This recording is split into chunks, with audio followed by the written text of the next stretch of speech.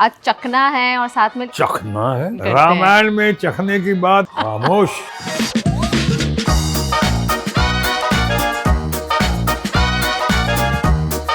क्या है ये? चखने से तुम कब का वनवास ले चुके हो। बका बका।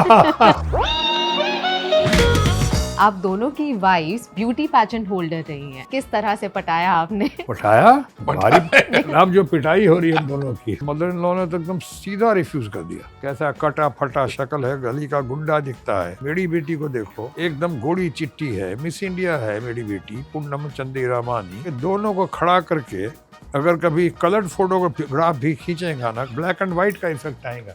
ये जोड़ी तो बनती ही नहीं है। दहेज के लायक तो मुझे समझा ही नहीं गया। कुछ नहीं मिला शादी में मुझको, कुछ नहीं। सर वो सुन रहे हैं, वो यहीं पर हैं। यहीं पे है क्या? हाँ, नहीं मैं उनके लिए नहीं कर रहा हूँ, अपने गर्लफ्रेंड सब्जी करी और हमें भी बहुत पसंद है साग, वो साई भाजी। अरे आप सिंधी हो मैं क्या? सिंधी हूँ। ओहो, हम लोग एक ही परिवार के सताए हुए हाँ हैं। जी। ठीक है, ओके। सत्तू भरी रोटी, हम्म, ठेकुआ, क्यूट और कितना स्वीट नाम लगता है। मानेक चौक तुम जाते ही थे रात को भटकने का, अहमदाबाद तो वही नाइट लाइफ है जब तक दारू नहीं देते वहाँ पे हम। जो चीज हम मर्दों को पसंद आती है ना, वो या तो इमोरल होती है, या इलीगल होती है, या फैटनिंग होती है, या फिर मैरिड टू समवन एल्स होती है। पांडे से कनस्तर घासलेट दे देना। घासलेट? घासलेट बच्चे, घासलेट यानी मिट्टी का तेल। और अगर अभी भी समझ में नहीं आया हो तो दुकान को आग लगा के बताओ घासलेट किसे कहते हैं। मेरे अपने देख के हम लोग बाहर निकले और सबका हाथ इधर और ओहो, सब शत्रु साहब की आवाज में, अरे पूरा यंग जनरेशन। वो जो चाचा है वो ही भतीजा है। जो भतीजा है वो ही चाचा है। बहुत लोगों के अंदर इतना अहंकार आ गया, चाहे कलाकार हो कि निर्देशक हो, जो भी हो। कभी कभी ये होता है कि यार क्यों सामने वाले को आपकी तकलीफ हो रही है जब आप किसी के आड़े नहीं आते।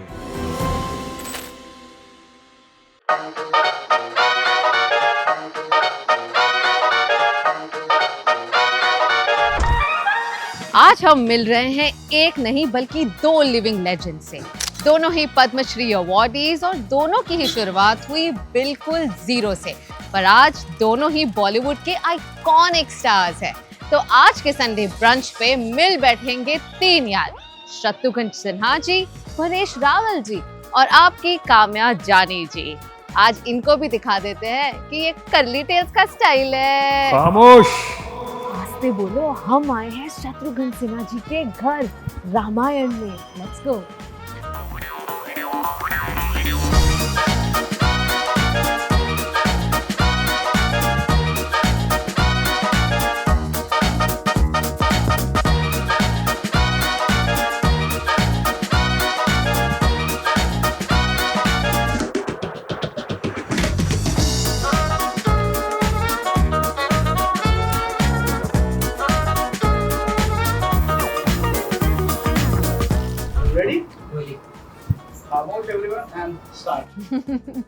तो सर आपका घर तो बहुत खूबसूरत है, नाम रामायण, क्या स्टोरी है इसकी? 4 भाई हैं हम लोग, हाँ जी।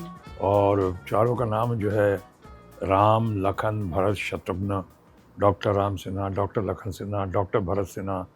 अब मैं तो खैर कंपाउंडर बनने लायक नहीं था। एक दिन देश का हेल्थ मिनिस्टर बन गया, ये अलग बात है। तो इसलिए इस मकान का नाम रखा गया है रामायण। और रामायण रखने के बाद जो यहाँ पे बेटे आए घर में पहली बार शादी के बाद, तो उनका नाम ऑटोमेटिकली मीडिया ने, फ्रेंड्स ने, मनोज कुमार जी ने, सुनील दत्त साहब, जो अच्छे इन्होंने नाम रख दिया, भाई लव कुश आ गए। हेमा मालिनी ने कहा लव कुश आ गए आपके घर में, तो लव कुश वो भी हो गए।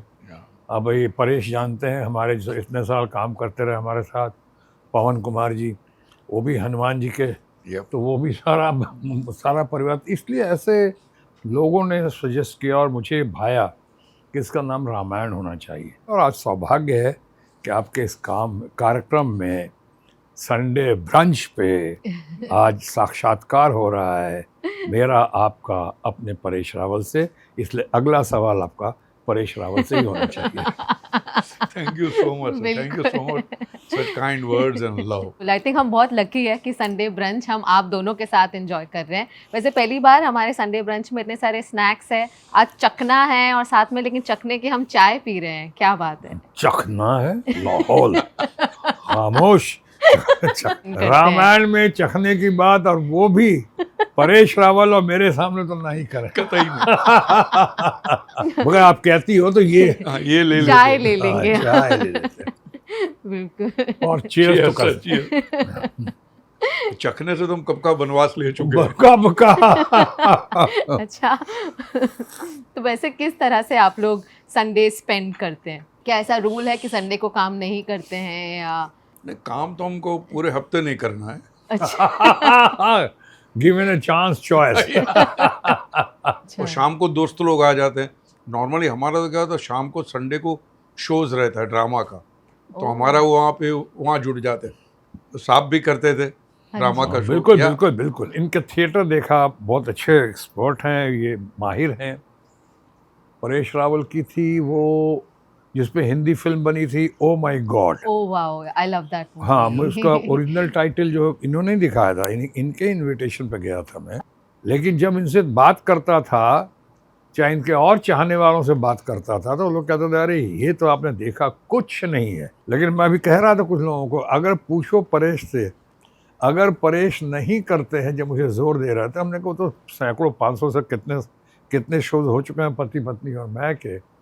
रमेश तलवार उसके डायरेक्टर थे। तो मैं भी कह रहा था कि पूछो अगर ये किसी वजह से अगर परेश रावल शो नहीं कर रहे हैं, तो मैं नॉटी एट 40 करना चाहूँगा। हालांकि नॉटी एट 40 हमने देखी नहीं है अभी। अच्छा। इनके तारीफ इतनी सुनी है, लोगों ने बताया है, हाँ जी। तो हमने कहा एक बार दिखा दो, और अगर ये नहीं करते हैं तो इनसे परमिशन लेके वो हम लोग करते हैं नॉटी एट 40। बिल्कुल। अब तो नॉटी एट 40 को बढ़ाना पड़ेगा।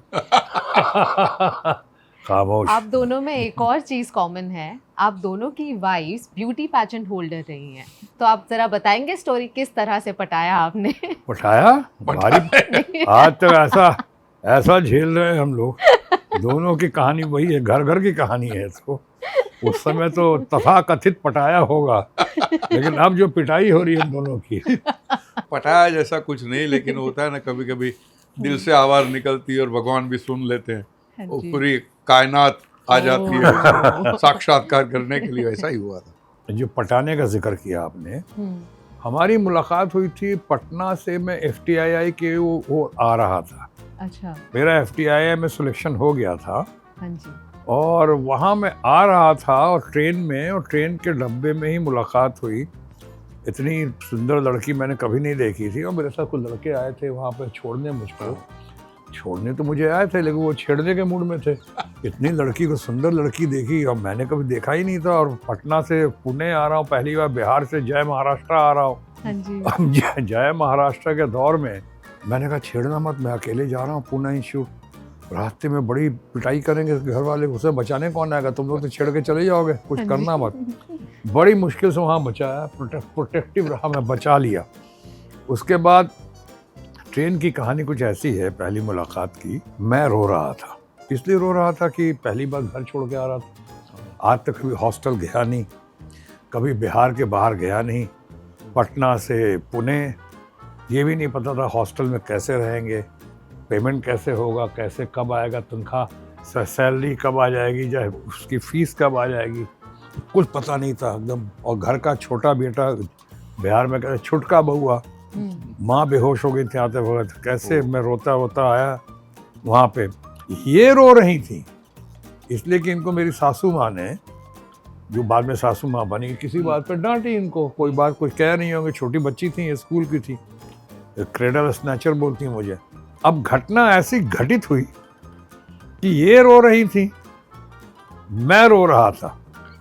आज शादी के इतने साल हो गए, 3 बच्चे हैं, लव, कुश और सोनाक्षी, लेकिन हम दोनों के कैरेक्टर में कोई परिवर्तन नहीं आया। आज भी ये रो रही हैं और मैं रो रहा हूं। ये है कहानी, और मेरा ख्याल ये घर घर की कहानी है। बिल्कुल। कंसिस्टेंसी है। पर मैं जब भी सोनाक्षी से मिलती हूँ, वो हमेशा पूनम आंटी के बनाए हुए सिंधी कड़ी की बात करते हैं कि बहुत ही अच्छा बनाते हैं। तो बताइए, खाने में अभी ज़्यादा घर पर बिहारी खाना बनता है या सिंधी खाना बनता है? बिंदी खाना बनता है। ये सोनाक्षी कहती मिक्स। थी कि तुम क्या हो, कि बिहारी हो, सिंधी हो? तो कहती थी मैं बिंदी हूँ, पिताजी बिहारी, हाँ जी। माँ सिंधन। तो दोनों का बिहार और सिंधी मिला के बिंदी हो गया था। सोनाक्षी का तो सिंधी कढ़ी, और हमें भी बहुत पसंद है अच्छा। सिंधी कढ़ी, और वो साग, वो साई भाजी। अरे आप सिंधी हो मैं क्या? सिंधी हूँ। ओ हो, हम लोग एक ही परिवार के सताए हुए हाँ हैं। जी। ठीक है, ओके। साई भाजी, आलू का टूक, हाँ और जी। क्या क्या बड़ा टेस्टी है। ऐसे भी लोग कहते हैं मर्दों के मामले में कि जो चीज़ हम मर्दों को पसंद आती है ना, वो या तो इमोरल होती है, या इलीगल होती है, या फैटनिंग होती है, या फिर मैरिड टू समवन एल्स होती है। यही चीज़ें हम मर्दों सो को। Well said, so well said. मैं आपकी बहुत बात ही- सिंपल खाने वाला आदमी हूँ, मेरे प्लेट में जो भी रख दो मैं खा लूँगा। आई आप एम नॉट फसी नहीं, लेकिन टाइम पे मिलना चाहिए। 1:30 बजे मिलना चाहिए, 1 बजे मिल जाना चाहिए। फिर जैसे भूख बढ़ती जाती है, फिर लेट होता है तो फिर दिक्कत हो जाती है। Otherwise simple. फ्राइड फूड मुझे वैसे भी फॉर्चुनेटली अच्छा लगता नहीं है। स्वीट मुझे मीठा बहुत अच्छा लगता है, तो उससे मैं 2-3 साल हो गए वो मैंने बंद कर दिया है। या अच्छा, शराब मुझे बहुत अच्छी लगती थी, वो फॉर्चुनेटली छूट गई अपने आप। अपने आप कैसे छूट जाती है? पता नहीं, जेन्युइनली कोई जादू ही हुआ है। और मैं योग मैंने शुरू किए थे तो उसके बाद ये चमत्कार हुआ पहला। वाह, वंडरफुल। देखने को भी दिल नहीं करता था, ऐसा हो गया है। तो आप बताओ कैसे हुआ, क्योंकि उनको अपने घर में कुछ लोगों को छुड़ानी है। हाँ, हाँ जी, बिल्कुल, बताइए। उसके बाद हम लोग कहीं घूमने भी गए थे और दुनिया भर की अच्छी अच्छी शराब थी, सब दोस्त लोग पी रहे थे। परेश मना नहीं, अरे ले तो नहीं यार, नहीं मन नहीं करता, वरना कौन ना बोलेगा। मन ही मर गया अंदर से, होता है ना। योग मैंने शुरू किया, उसके बाद मेरा ये हुआ परिवर्तन। रोज आप योगा करते हैं? ऐसे आपका कोई रूटीन है? हाँ, ये- हफ्ते में 3-4 दिन कर लेता हूँ। सर आप भी करते हैं योगा मैं या कोई 25-30 exercise? साल तो बहुत करता रहा, लगातार रेगुलर। हाँ जी। मेरा ख्याल है कुछ ज़्यादा ही करता रहा, इसीलिए आज इतने बर्दाश्त की सीमा बढ़ चुकी है। इसीलिए घर में इतना झेल पाता हूँ शादीशुदा होने के बावजूद। ये जो शांति आई है, सर वो सुन रहे हैं, वो यहीं पर हैं। यहीं पे है क्या? हाँ है हाँ, यहीं नहीं पर। मैं उनके लिए नहीं कर रहा हूँ, अपनी गर्लफ्रेंड, सॉरी गर्लफ्रेंड सर खैर गर्लफ्रेंड तो खैर कोई है ही नहीं। और ये ठीक कह रहे हैं परेश, इसका असर होता है बहुत बाद में भी। आपके लोग नहीं मानते हैं, लेकिन वेट कंट्रोल पे भी, हाँ जी। आपके माइंड कंट्रोल पे बहुत। जैसे इन्होंने कहा ना कि ड्रिंक, इन्होंने किसी ने कहा नहीं, परेश रावल को किसी डॉक्टर ने मना नहीं किया, वाइफ ने कसमें नहीं दी, दोस्तों ने मना नहीं किया। ये योग के बाद आपको सिर्फ अपने आप लगता है, बहुत ज़्यादा लाउड म्यूजिक होगा तो अपने आप लगा नहीं आप थोड़ा स्लो कर दो, शांत करो इसको, ये करें। मैं घर में भी कहता हूँ, कभी वाइफ अगर चिढ़ कर बोलती हैं, चाहे मान लो बेटा वगैरह लव एंड कुछ कभी थोड़ा सा ज़्यादा एक्साइटेड होके बोल रहे हैं, तो मैं कहता हूँ भाई शांत रहो, कमरे में तो हम ही लोग हैं ना, हाँ जी। आराम से बात करो, कोई बात, मैं कैसे बात कर रहा हूँ। And it's never too late. ये मत सोचना कि अभी आप 12 साल की हो गई हैं तो आप नहीं कर सकती हैं, या कोई आपके घर में कोई 25 का हो गया, 50 का हो गया, 60 का हो गया, नो, किसी भी उम्र में आप कर सकते हैं। मैं कोई चॉइसेस दूंगी फूड की, आपको सिलेक्ट करनी है, ठीक है? पहले आपको मैं पूछती हूँ कुछ गुजराती डिशेस। गुजराती थाली या पाव भाजी? गुजराती थाली। खांडवी विद चाय और ढोकला विद छाछ? खांडवी विद चाय। मसाला खिचड़ी एंड मेथी कड़ी या lavish 5 star buffet? Khichdi any time. Thepla या paratha? Thepla. Food on set और food at Prithvi theatre? Prithvi theatre. Okay. Puran poli और आम रस? ओ बाप रे। पूरन में मीठा ज़्यादा होगा। मीठा, हाँ, वो फिर भी वो गुड़ का होता है हाँ गुड़ का हाँ। बेहतर है। और घी होता है उसमें। पूरन घी। पोड़ी। सेव टमाटेનું શાક या आलू मेथीનું શાક? सेव टमाटर નો શાક। हांडवा या खाकरा? खाखरा। मुंबई की खाओ गली या मानेक चौक की खाओ गली? तो मैं किसी भी खाओ गली में गया नहीं। नहीं गए? आपको स्ट्रीट फूड ज्यादा पसंद बिन है? माने कालबा देवी में जब मैं कहीं पे जाता था, हमारी दुकान थी, हाँ। तो वहाँ से गुजरना पड़ता था। जो खुशबू आती है शाम को 4-4:30 बजे, तो फिर मानेक चौक तो हम जाते ही थे, रात को भटकने का है अहमदाबाद में, तो वही नाइट लाइफ है, बिल्कुल। जब तक दारू नहीं देते वहाँ पे हम। वड़ा पाव या दाबेली? बड़ा पाव।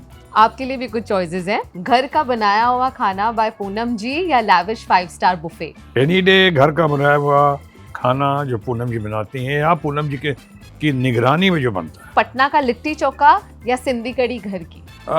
सिंधी करी। अब और लिट्टी चोखा बहुत खा चुका। एक और ख़ास व्यंजन है जो शायद आप लोगों को कम पता होगा, सत्तू भरी रोटी। तो सत्तू भरी रोटी मुझे बहुत पसंद है और मैं जब फिल्मों में काम करता था, हाँ जी। मैंने रेगुलर था, तो यहाँ से बहुत सत्तू भरी रोटी की बहुत डिमांड भी आती थी। अच्छा। तो मैं अपना खुद खाता था और लेकर जाता भी था अपने दोस्तों के लिए। ठेकुआ या सत्तू? हाय ठेकुआ, कितना क्यूट और कितना स्वीट नाम लगता है ठेकुआ। लेकिन ठेकुआ जुड़ा हुआ नाम जो है ना, वो दरअसल भारत में आज इतना बड़ा पर्व हो गया है और इतना सेंसिटिव पर्व भी है।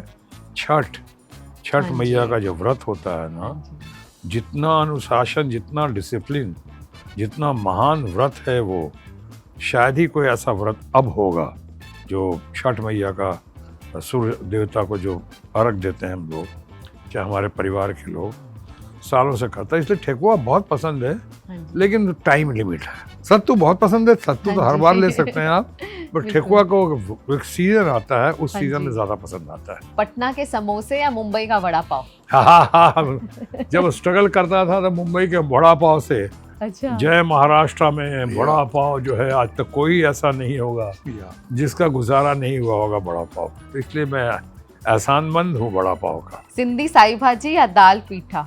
पहले दाल पीठा बहुत अच्छा लगता था, लेकिन अभी हाँ जी। सिंधी साई भाजी। बात करते हैं आप दोनों की जर्नीज की। मैं जानना चाहूंगी, आप दोनों को अपना पहला पेचेक याद है? 5 रुपये मिले थे मुझे ड्रामा में काम करने के। I was 15 years old. और आपने तभी से ही सोच लिया था कि आपने एक्टर बनना है? या सोचना कैसे? था नहीं, यही आता था। नहीं सोचता तो भी यही कर सकता था और कुछ कर नहीं सकता। और मैंने सुना है एक बार आप बेहोश हो गए थे और बेहोश होने की एक्टिंग कर रहे थे, इतना कि लोगों ने सच समझ लिया था। मेरे पिताजी जो थे, लेट एंड ग्रेट फादर हाँ जी। मिस्टर बीपी सिन्हा, हालांकि वो बहुत अमेरिका से उन्होंने बीएससी एमएससी किया था, उसके बावजूद बहुत ही डिसिप्लिन आदमी थे और बहुत ही स्ट्रिक्ट थे। तो मैंने कोई गलती की थी और शायद मेरी माँ ने कहा कि आज तो बस, आज तुम्हारी खैर नहीं, आज तो मैं तो बोल दूंगी बाबा को हम। तो मैंने कहा जब पहले बोल चुकी, मैं बाहर गया, फिर लौट के आया, घर पे आया, कॉलेज में था और स्टार्ट में, और मैं बेहोश होकर गिर पड़ा। अब बेहोश होकर गिर पड़ा, बेहोश आने सब नौटंकी थी, नाटक में नहीं तो नौटंकी थी। और बेहोश होकर गिर पड़ा। उसके बाद तरह तरह के पैंतरे किए, पैरों में उंगली लगाई, ऐसे ऐसे किया, कुछ यहाँ कान पे कुछ फाहे वगैरह दिए रुई के, जब जगाने को नहीं हुआ। कितनी देर तक आपने? काफी देर तक। वो तो उसके बाद मदर भी सीरियस हो गई और उन्होंने सोचा कि ये तो गड़बड़ हो गया। उसके बाद उसको डॉक्टर ने, कंपाउंडर बुलाया गया इंजेक्शन देने के लिए। इसको उसने कहा, डॉक्टर ने कहा मैं भेज देता हूँ, ये जब कुछ हो गया, एग्जॉस्ट हो गया होगा। एग्जॉस्ट इंजेक्शन लेगा तो मैं खुद ही खड़ा हो गया, गलती हो गई। गलती हो गई। तो आप ये कह सकते हो, जैसे परेश ने कहा कि ये टैलेंट था, वो उस समय नहीं पता था कि ये टैलेंट कहाँ लीड कर रहा है, सर्वाइवल के लिए काम आ गया। सर्वाइवल के लिए काम आ गया। सर, आपने कौन सी सबसे ज्यादा नॉटीएस्ट चीज की है ग्रोइंग अप? नहीं, मैं एक दिन कॉलेज में पकड़ा गया था, तो बोला तुम्हारे जो पेरेंट्स हैं उनको बुला के लेकर आओ। तो मेरे पिताजी को तो मैं बोल ही नहीं सकता, मैं बेहोश हो जाऊँ, उसके पहले उतना मारते कि मैं वाकई बेहोश हो जाता। तो हमारी गली में एक दोस्त था, वो काफ़ी उम्र के हिसाब से काफ़ी बड़ा था। तो मैंने यार तू आ जा जरा, तो लेके गया मैं उनको। वो उसने क्या किया, मैं खड़ा हूँ, सामने प्रिंसिपल साहब बैठे हुए, बैठा है। तो यार ये कॉरिडोर में सिगरेट वगैरह पीता है और क्लास अटेंड करता नहीं है, खाली रिहर्सल कैंटीन। वो ऑल ऑफ अ सडन खड़ा होकर मुझे चाटा मार दिया। तो वहां से प्रिंसिपल, अरे मारो मत, मैं समझाऊंगा। पूरा भाषा पलट गया। मैं मारो मत, मैं समझाऊं। नहीं, अच्छा लड़का है, बहुत रिहर्सल बहुत अच्छा करते, एक्टिंग, हमारे लिए ट्रॉफी वगैरह लेके, मारो मत। तो मैं बाहर निकलने क्या किया, देखो ना रिजल्ट आया ना। इन्होंने कहा पहली बार इनको 5 रुपए मिले थे। हाँ जी। ये कहानी मिलती जुलती है। एक बार बचपन में मुझे बहुत शौक था, लाइव नाटक चल रहा था, ऑल इंडिया रेडियो पटना, और मैं वहाँ बहुत रिहर्सल वगैरह करके गया और जाके मैंने जो भी डायलॉग बोलना था बोला। उन्होंने कान पकड़ा मुझे, बाद में कान पकड़ के निकाला मुझे, कहा कि आज के बाद पटना रेडियो स्टेशन की तरफ मुड़ के देखने की कोशिश मत करना। वो तो खैर आज तक मैंने दोबारा पटना रेडियो स्टेशन नहीं गया हूँ, अलग बात है। लेकिन मुझको 5 रुपए दिए, और क्यों निकाला, 5 रुपए मिले थे। कसूर ये था जहाँ डायलॉग बोलना चाहिए था वहाँ नहीं बोला, जहाँ नहीं बोलना चाहिए था वहाँ बोल दिया, बस। दोपहर को जब क्रिकेट खेलते रहते हैं ना, हाँ तो जी, जो पड़ोसी होते हैं ना, उनका सोने का टाइम होता है हाँ जी। दोपहर को, तो डांटते थे कि भाई हमारे बैट रख लिया, बॉल हमारा ले लिया।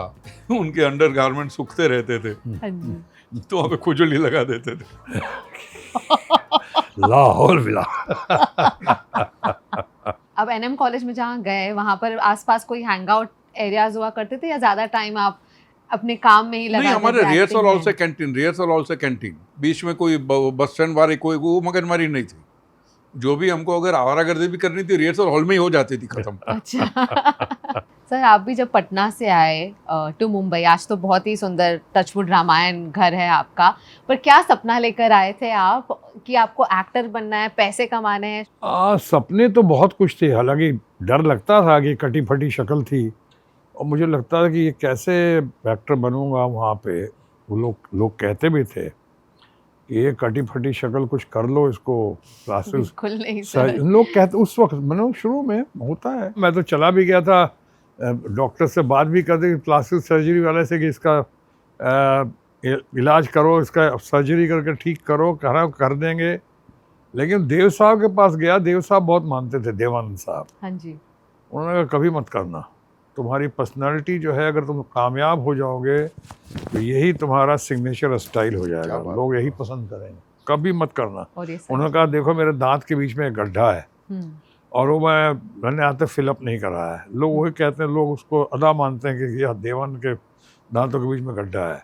तो लोग जो तुमको माइनस पॉइंट लगता है तुमको, वही कल तुमको प्लस पॉइंट लगेगा। लॉज में रहता था, इन लोग की तरह हमने भी बहुत स्ट्रगल किया। तो एक लड़की, सुंदर सी लड़की थी, मध्यम वर्गीय परिवार की।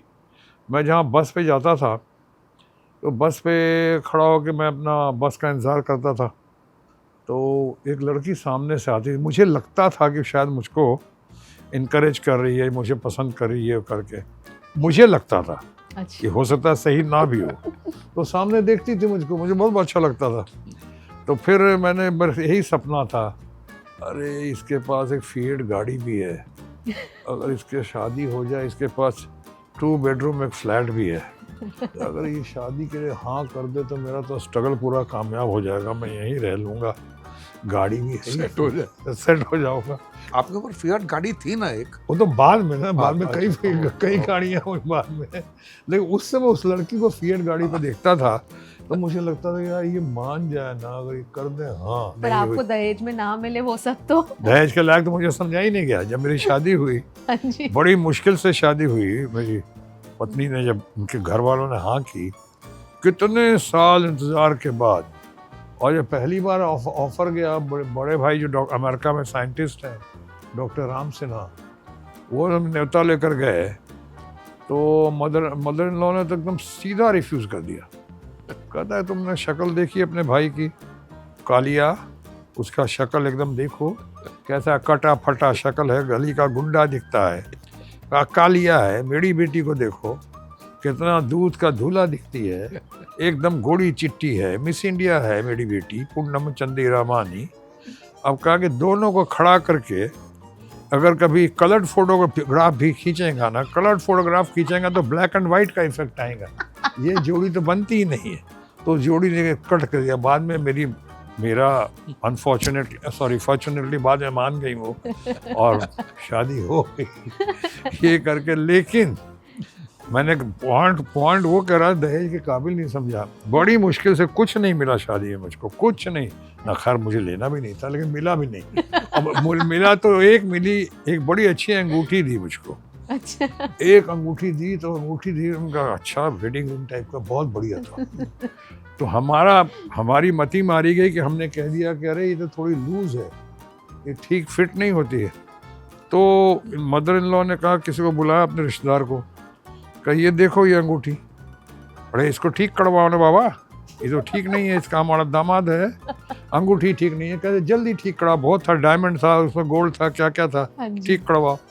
जो रही सही अंगूठी थी वो निकाला उन्होंने और उसको ठीक करवाने ले गए।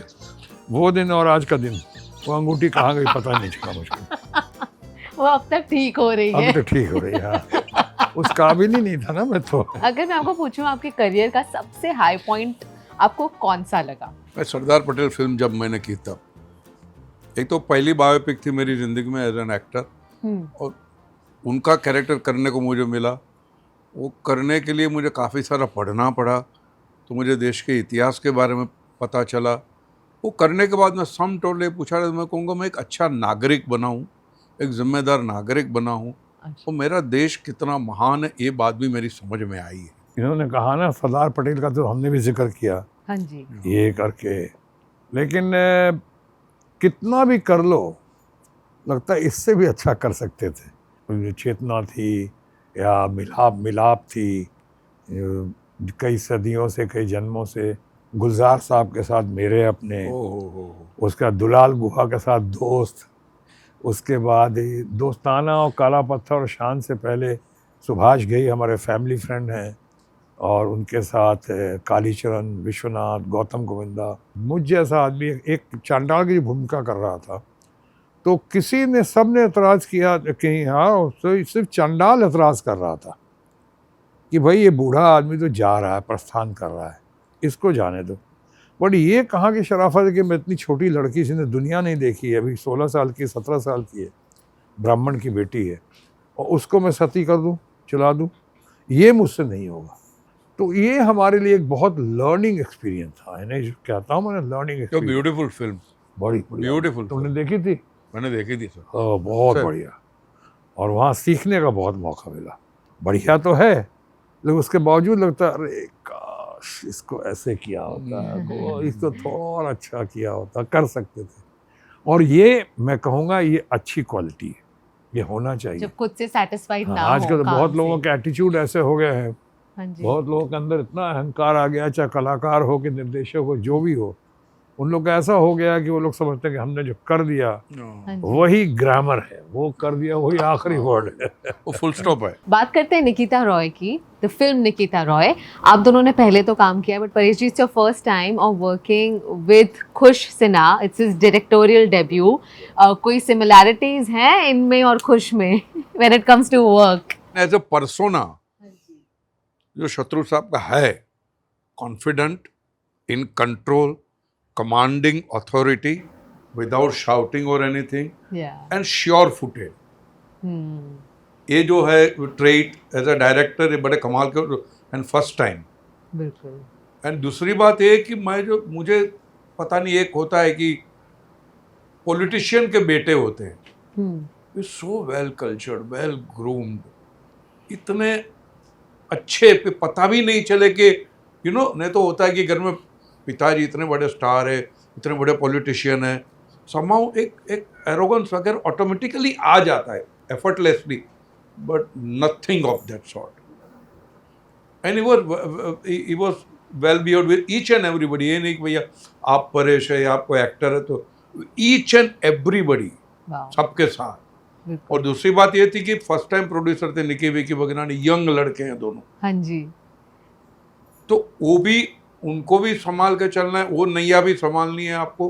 हाँ जी। तो ये जो कंट्रोल है ओवरऑल, मुझे उसमें बहुत मजा आया। अच्छा। और मुझे लगा था सुकून है। आप काफी सिलेक्टिव हो गए हैं अपने रोल्स को लेकर, तो व्हाट मेड यू से यस फॉर निकिता रॉय? हाँ, जो मैंने जब कहानी सुनी, तो मुझे इस किस्म के कम्यून वाली जो कहानी होती है ना, हाँ जी, ज्यादातर बाबा लोगों की, हाँ, उससे मैं बहुत फैसिनेट होता हूँ। अच्छा। और ये मुझे, वैसे भी मेरे अंदर कुछ अंदर भड़ास है, तो मुझे निकालने का मौका भी मिलता है। बट ये कहानी जब मैंने सुनी, तब मैं सोच रहा था कि इसको कैसे पिक्चराइज करेंगे इसमें, क्योंकि सिनेमेटिकली भी इसको कैप्चर करना और माहौल बनाना। तो जब मैंने वो बिल्डिंग देखा जहाँ पे हमने शूट किया, वो आर्किटेक्चर देखा, वो जिस तरह से ट्रीटमेंट देखी, ये बहुत अच्छी तरह से जा रहा, गूफी भी लगे, स्पूकी भी लगे, थ्रिल भी लगे, एंड आपको लगे डेस्परेशन भी लगे, कहानी का जो डेस्परेशन है वो भी लगे। ये सारी बातें बिल्कुल उभर के आ रही थी। तो it was a kind of a wonderful experience for me, and I sincerely wish he keeps on directing more and more. Absolutely. आपने बताया आपके अंदर एक भड़ास है, तो वो कौन सी भड़ास है? बाबास के खिलाफ है या नहीं, बाबा कोई के एक- खिलाफ नहीं। जिन लोगों को, अब मैं आपको बोलूं, जैसे वो स्वच्छता अभियान चला रहे थे ना, तो मैंने मोरारी बापू को फ़ोन किया था। मैंने, सर देखिए आपकी सभा में काफ़ी लोग आते हैं, हज़ारों लाखों लोग आते, आप उनको भी स्वच्छता अभियान के बारे में कहिए। शायद पॉलिटिशियन की बात कोई न सुने, आपके वहाँ तो आते, सुनने के लिए ही आते, समर्पित होते हैं। तो ऐसे जब समर्पण की भावना लेकर कुछ लोग आते हैं, मैं मोरारी बापू की बात नहीं कर रहा, ये सब्जेक्ट की बात, ऐसे लोगों को ठगना, ऐसे लोगों को दूसरी राह पे लेके जाना, मिसगाइड करना, फिर उनका फ़ायदा उठाना, ये बिल्कुल मेरे ख्याल से अमानवीय कृत्य है, और मुझे ऐसे लोगों से सख्त नफरत है। तो एक मेरी भड़ास थी। इस मूवी का प्लॉट क्या है अब एग्जैक्टली? प्लॉट में बोलूंगा तो एक्सपोज हो जाएगा। खामोश। सिनेमेटिकली जिस तरह सब्जेक्ट को ट्रीट किया गया है ना, बिल्कुल वो भी अपने आप में बहुत बढ़िया बात है। कुश सिन्हा का ये सौभाग्य था अरे कि इस पिक्चर में आके इन लोगों के साथ काम करने का, इन लोगों से बहुत सीखने का, और इन लोगों के साथ मिलकर आगे बढ़ने का और फिल्म को आगे बढ़ाने का एकदम एक सौभाग्य प्राप्त हुआ। बहुत सालों में मैंने इतनी अच्छी फिल्म नहीं देखी है निकिता रॉय जैसी फिल्म। नीट एंड क्लीन है, फैमिली सब्जेक्ट है, ग्रिप है, निकिता रॉय इंटरटेनिंग है, इंटरेस्टिंग है, ऐसी बढ़िया उसका ऐसा बढ़िया फ्लो है उसके अंदर में, ऐसे काम जानदार, शानदार और दमदार परफॉर्मेंसेस हैं। सारी पिक्चर को बांध के रखा है इन लोगों ने। पर एक चीज है आप दोनों में कि आप कभी भी अपने आप को स्टीरियोटाइप नहीं होने देंगे। हर बार अलग अलग किसी तरह का किरदार लेते हैं, एक ही जॉनर में नहीं फिट होना चाहते। क्या ये कॉन्शियस डिसीजन रहा है या ये आपकी कैसे हुआ? लॉन्गिविटी के लिए होता है, या। आपके ग्रोथ के लिए होता है, आपके आगे बढ़ने के लिए होता है। अगर आप एक ही जगह हो जाएं, देखिएगा, हालांकि एक तरह का करके भी आप अपना ग्रोथ कर सकते हैं। एक ग्रेट एक्टर जो हैं, कई लोग फादर ऑफ इंटरनेशनल सिनेमा बोलते हैं उनको, चार्ली चैपलिन। लेकिन चार्ली चैपलिन एक ही तरह का करते गए, उसी में इतनी वैरायटी दी, इतनी वैरायटी दी बिल्कुल आज इतने सदियां गुजर गई हैं और आप उनको भूल नहीं पा रहे हैं बिल्कुल। और ना भूल पाएंगे। But one thing is for sure, आप दोनों के जो भी रोल्स हैं या डायलॉग्स हैं इतने आइकॉनिक रहे हैं कि अक्रॉस ऑल एज ग्रुप्स हमेशा याद नहीं, मैं रहते एक हैं। बात बता दूं यहाँ पे, हाँ जी, जब हमने तो आपको पहली बार देखा, इतनी स्टनिंग डायलॉग डिलीवरी उसके पहले हमने कभी नहीं देखी थी, न सुनी थी। और मेरे अपने देख के हम लोग बाहर निकले और सबका हाथ इधर, और सब शत्रु साहब की आवाज में, अरे पूरा यंग जनरेशन, बिल्कुल। और इस किस्म की डायलॉग डिलीवरी। तुमने बताया अमजद खान थे, मैं बहुत चाहते थे, अच्छे से जानती हैं अमजद भाई या। तो अमजद भाई की 2-3 फिल्में बनी थी, उसका दोनों में लीड मैं ही कर रहा था। अमीर आदमी, गरीब आदमी और चोर पुलिस, तो मैं ही हीरो था, प्रवीण बाबी हीरोइन थी उसकी। तो उसमें जब मिलते थे मुझको, मेरे अपने का इम्पैक्ट इतना था उनको कि जब मुझको देखते थे और बाहर अगर रिसीव करने आते थे कि हीरो आ गए, हाँ तो वो रिसीव कैसे करते थे? घासलेट बच्चे, घासलेट यानी मिट्टी का तेल। और अगर अभी भी समझ में नहीं आया हो तो दुकान को आग लगा के बताओ घासलेट किसे कहते हैं। ये मेरे अपने का एक डायलॉग पूरा था। मोहल्ला का हाँ जी, मोहल्ला का। हमने देखा है वो। और वो भी है ना एक दूसरा, घासलेट बच्चे, घासलेट यानी मिट्टी का तेल। हट। और वो भी है ना, शाम आए तो कहना चेनू आया। अरे वाह, वो ऐसे वो ऐसे कल्ट डायलॉग हो गया था। पूरा कॉलेज कैंटीन के अंदर कहीं भी हर जगह वही डायलॉग चलता है। It become a national anthem kind of thing. Absolutely। Sir वो एक बार हो जाए डायलॉग। क्या? अरे क्या शाम। परेश रावल के सामने, बेस्ट एक्टर के सामने नहीं नहीं नहीं नहीं इनके भी बड़े आइकॉनिक डायलॉग्स हैं। मेरा बहुत मेरा जो सबसे फेवरेट है ना, और मैं अभी भी, वो जो चाचा है वो ही भतीजा है, जो भतीजा है वो ही चाचा है। Sir can you say any of your favourite dialogue? But एक बार बता दूं आपको, हाँ जी। ये बहुत सारे हम लोग खैर थोड़े मशहूर या बदनाम भी रहे हैं, लेकिन बहुत सारे डायलॉग्स ऐसे हैं हाँ जी, जिनमें बहुत ज्यादा कंट्रीब्यूशन परेश रावल का भी होता रहा है। वहीं पे स्टेम्पो जो होता है वहाँ हाँ पे, जी, लेकिन बगैर कैरेक्टर के दायरे से बाहर गए हुए, कैरेक्टर के बिल्कुल। दायरे में ही उसी में जितना बेहतरी, जैसे हमने भी बहुत सारी लाइन्स थे काला पत्थर में, हाँ चाहे और किसी फिल्म में, तो हमने भी उस समय वो बैठ के थोड़ा बातचीत कर लें कि अच्छा इसको ऐसे कर दें, थोड़ा सा ऐसे कर दें, अच्छा रहेगा। तो ये आपने भेजा जो कहा भेजे में भेजा नहीं भेजा है, जैसे वो छप्पड़ गंजू ये आप ही ने खुद हाँ ही हो जाता है।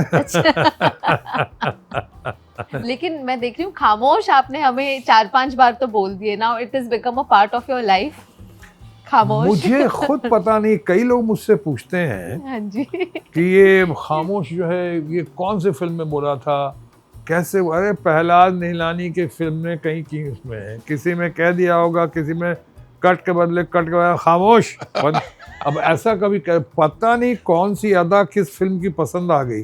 हाँ जी। मुझसे अगर आप पूछते हैं, घर वाले पूछते हैं कि किस फिल्म में कहा था आपने, हाँ जी। उस दिन कुछ सेनाएं पूछ रहे थे कि आप ओरिजिनली कब बोले थे आपने इसको खामोश। हमने कहा मुझे खुद याद होता, मैंने तो एक बार 36 बार एक फिल्म देखी है हमने, मुगल आजम। 36वीं बार जब देख रहा था नोटिस किया उसमें ग्रेट एक्टर पृथ्वीराज कपूर जी भी कह रहे खामोश। अरे हम कहा ये भी कह चुका है, लेकिन किसकी कौन सी अदा पसंद है हमने वो भी कह चुके हैं। हो गया, कदा भाग गई।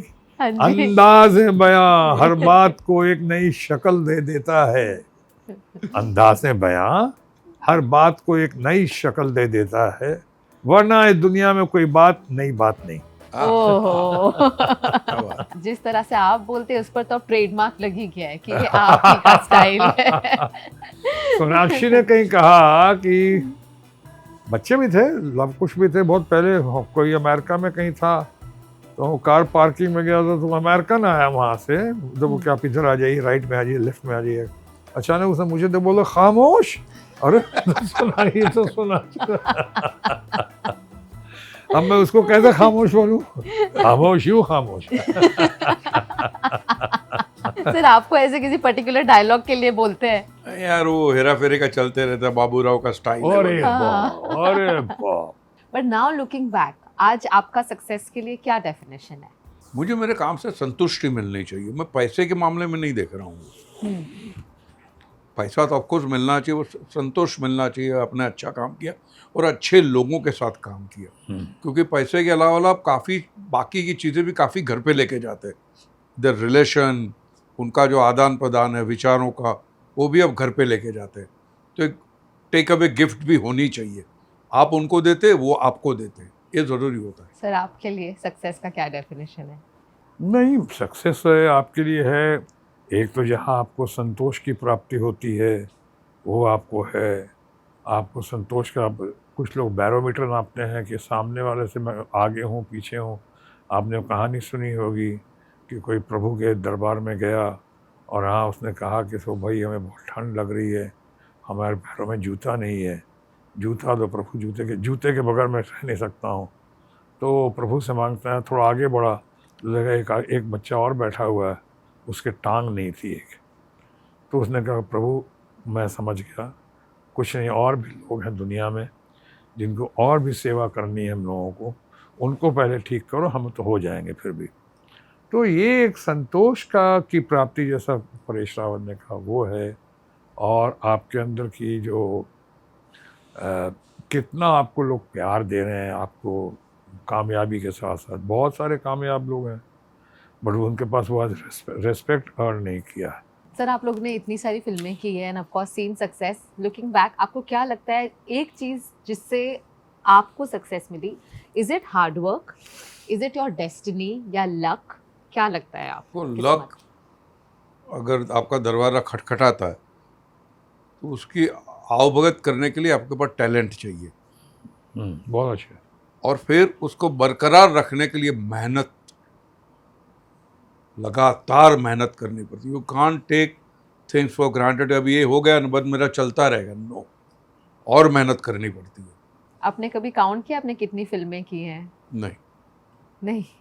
सर आपने काउंट नहीं किया, फैंस लोग करके बता देते हैं कि 200-250 की होंगी, 250 की होंगी, हाँ वो तो फैंस लोग बता देते हैं। लेकिन हाँ, आप अगर हमसे पूछें, इन्हीं की तरफ बता रहा हूँ कि मैंने कभी गिनती नहीं की। ना ना ना ना। लेकिन इतना ज़रूर कहूँगा कि कामयाबी के पीछे सिर्फ कामयाबी ऐसे ही नहीं मिल जाती किसी को, एक्स फैक्टर तो होता है। उसको लक कहो, जो कहो आप, किस्मत कहो, नसीब कहो, लक कहो, वो एक्स फैक्टर है कि आप ही को क्यों मिला, इनको क्यों नहीं मिला, उनको क्यों मिला, मुझे क्यों नहीं मिला। वो तो एक्स फैक्टर का उसका जवाब नहीं है। लेकिन जो भी कामयाब लोग हैं, चंद चीज़ों का बहुत होना ज़रूरी है। एक, आपका पैशन, पैशन के बगैर नहीं होगा। अगर आप रहोगे इसमें फिल्मों में और सोचते रहोगे आप स्विमिंग के बारे में या आप ईरान इराक वॉर के बारे में, तो नहीं होगा। आपका पैशन, फोकस, और साथ ही साथ वो कमिटमेंट, जिस प्रोफेशन को लेते हैं उसके लिए कमिटमेंट में आपको चलना पड़ेगा, कमिटमेंट करना पड़ेगा कि आप कमिटेड हो इसके लिए। उसके बाद और इम्पॉर्टेंट है कॉन्फिडेंस। कॉन्फिडेंस तो कमिटमेंट है, कॉन्फिडेंस है, आपका ये डिटर्मिनेशन है, ठान लिया तो ठान लिया भी करना है। डिटर्मिनेशन के बाद डिवोशन है, उसी भक्ति भावना के साथ आपको शक्ति हासिल करनी पड़ेगी। अब मैं लॉज में रहता था, कृष्णा कुंज लॉज में इडला में, वहाँ पे रहता था। तो मैंने अपने आप को जब स्ट्रगल कर रहा था, मुश्किल तो होती है ना न्यूकमर्स के लिए ख़ासकर। मैंने स्ट्रगल करते करते एक फ़िल्म में काम की थी जो ब्लैक एंड वाइट भी थी, लेकिन बनी नहीं बाद में। जब मैं पॉलिटिक्स में था तो मैं चला गया आडवाणी जी के पास। उन्हीं में हमेशा फ्रेंड, फिलोसफर, गाइड और गुरु मानता रहा। तो मैं उनके पास चला गया। मैंने कहा कि सर मैं बहुत हो गया, अब नहीं, यहाँ पे कोई इज्जत नहीं है, वो बात बनती नहीं है, यहाँ लोग कट थ्रोट कर रहे हैं, तो फिल्मों की तरह ये गला काट रहे हैं यहाँ पे, ये आगे दूसरे को बढ़ने नहीं देते हैं। मेरी पॉपुलैरिटी में कुछ लोगों को अपनी इनसिक्योरिटी नज़र आ रही है। तो उन्होंने महात्मा गांधी के, ये यंगर जनरेशन के भी कह रहा हूँ, सबके लिए कह रहा हूँ, कि उन्होंने कहा कि महात्मा गांधी का ही उन्होंने मुझे कोट उदाहरण दिया कि ये शायद उन्होंने 1934 में या किसी में किताब में लिखी है महात्मा गांधी ने, किसी भी आंदोलन को सफलता पाने में 4 दौर से गुजरना ही पड़ेगा। और ये सब ध्यान से सुन लें, 4 दौर से गुजरना ही पड़ेगा। पहला, उपहास, लोग आपका मजाक उड़ाएंगे, अच्छा ये देखिए ये सिंगर बनेंगे, ये एक्टर बनेंगे, ये बनेंगे, आप बनेंगे, हंसी मजाक उड़ाएंगे आपका, उपहास। फिर दूसरा दौर होगा उपेक्षा, इग्नोर करेंगे। चलो यार बड़ा बकबक करता है, बड़ा बोर करता है, तो कलाकार बनना चाह रहा है, तो लीडर बनना चाह रहा है, ये तो बहुत बड़ा ये म्यूजिक डायरेक्टर बनना चाह रहा है, इसको हटाओ, इसको इग्नोर करो, बोर कर रहा है, लीजिए। आपने कुछ नहीं मांगा किसी से, फिर भी आपका डिटर्मिनेशन है, और लोग आपको कहेंगे उपहास। उपहास के बाद उपेक्षा, उसका तीसरा दौर आएगा तिरस्कार। इससे भी आगे बढ़ गए आप तो कहेंगे तिरस्कार, कंटेम, गालियां देंगे लोग। आपने किसी से कुछ मांगा नहीं, फिर भी कहेंगे क्या समझती है अपने आप को, क्या समझता है अपने आप को, ये लीडर बनेगा, ये म्यूजिक डायरेक्टर बनेगा, ये कलाकार बनेगा, ये मुंह और मसूर की दाल, गालियां देगा। इससे भी आप आगे निकल गए तो चौथा होगा दमन। दमन, मारो इसका, दरवाजा बंद कर दो, गन पावर, गुन power, money power, muscle power. फिर लोग कहेंगे पिटाई करो इसकी, कहाँ जा, घर के बाहर निकली टांगे तोड़ देंगे इसकी, ये करके, और वो लोग बैठा देंगे वहाँ पे। दमन। लेकिन अगर आपके अंदर वही पैशन है, कॉन्फिडेंस है, कन्विक्शन है, डिटर्मिनेशन है, डिवोशन है, और आप आगे बढ़ते ही जा रहे हैं, आपके अंदर टैलेंट का भी तड़का है, तो आप फिर उपहास, उपेक्षा, तिरस्कार, फिर दमन, तो आखिरी होगा दमन भी पार कर गए आप, तो फिर सम्मान आपके कदम चूमेगा। तब सम्मान आपके कदम, ये किसी भी लाइन क्षेत्र में आप आजमा के देख लीजिए।